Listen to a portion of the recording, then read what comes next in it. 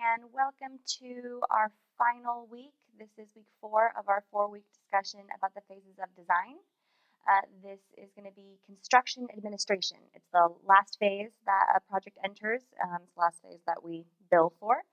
And it's probably the most fluid. It depends on the project, what level of engagement we have in the project, whether it's renovation or new construction. But there's a couple of things that pretty much always happen during construction administration. So the first being that you usually start having weekly construction calls. Sometimes you'll have already been having weekly calls leading into and throughout the whole process. But if not, now is definitely when you should, in the ideal scenario, start having weekly construction calls with all necessary teams. So the GC, owner's rep, any of the subs, so MEP, these are all acronyms that we're going to learn about. But the interiors, landscape, structural, civil, whoever needs to be on the call to talk about any action items for that week, any problems that came up on site, and sort of it's a good time to kind of circle the wagons and kind of talk through any issues with all necessary people on the call. Another thing that always happens during construction administration is that we start to receive RFIs. So an RFI is a request for information.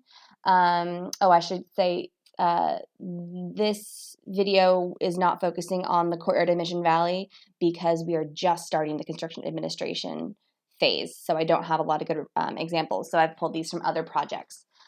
So this is from the Element Irvine project. Layton Construction is the team building that property.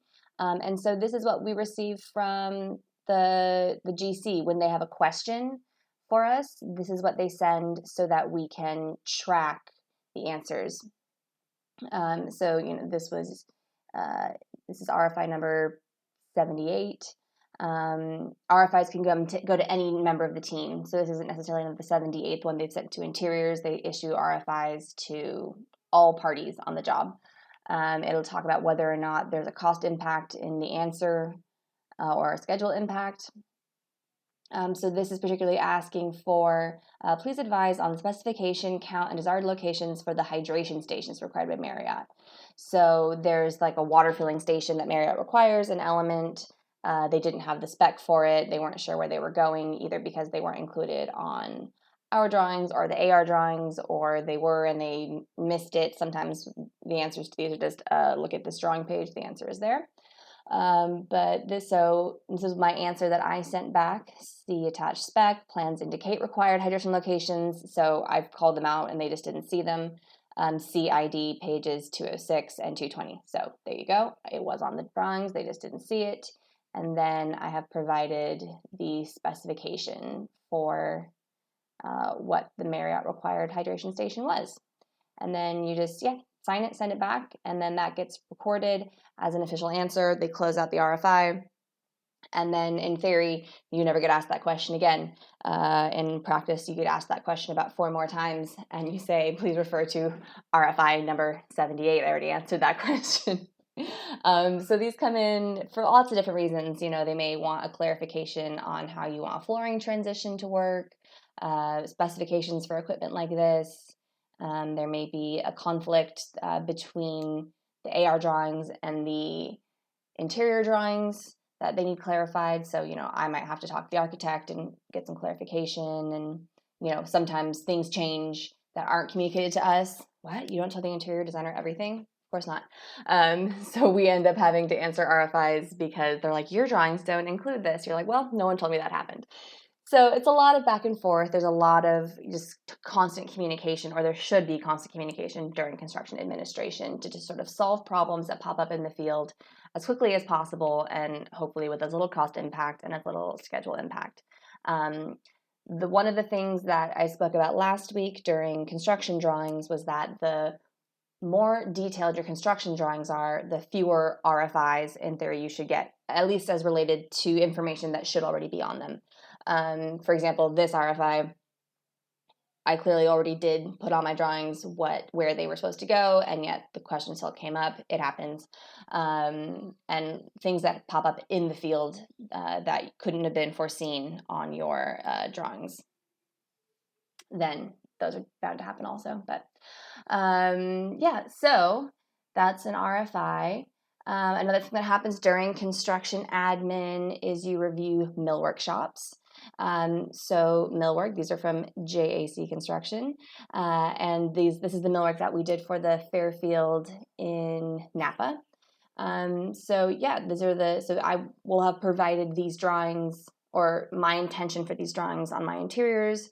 Carlos and his team reads those. They look to see what all the finishes are. They then draw up how they want to build them, including, so there's the plan and the elevation for the buffet and the meeting room, section views, and then this is where, I have my chance to mark things up. So I want to remove the drawers in these. That's probably something that was decided after I submitted my drawings.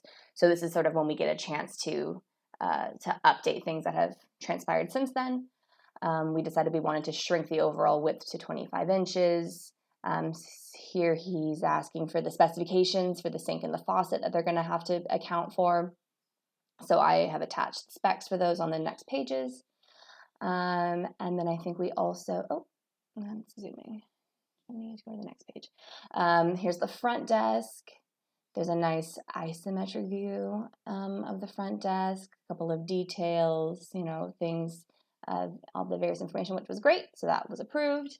And then, a couple of specifications for things that he asked for. There's the sink. Hello, Julia, can you zoom in? Thank you. And the faucet for the meeting room.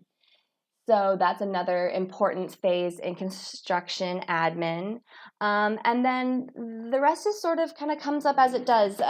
You may do a couple of site visits. Sometimes you'll be asked to go and walk a couple of guest rooms to confirm the electrical rough-in locations. It's really important that the interior designer review or confirm that the electrical is in the right locations to work with the case goods, especially for some brands that have really sort of complicated working walls that include the TV and the fridge and a microwave and coffee and some sort of built-in switching. And so, brands that we see where electrical goes wrong frequently, we like to review to make sure that we don't have any surprises when we go to install our case goods and oops, the electrical is completely in the wrong spot. That's a problem that we'd like to try to head off ahead of time. You'll probably do a couple of site visits, to review FF furniture placement in the public area. Sometimes, for some reason, that always gets placed in the wrong spot.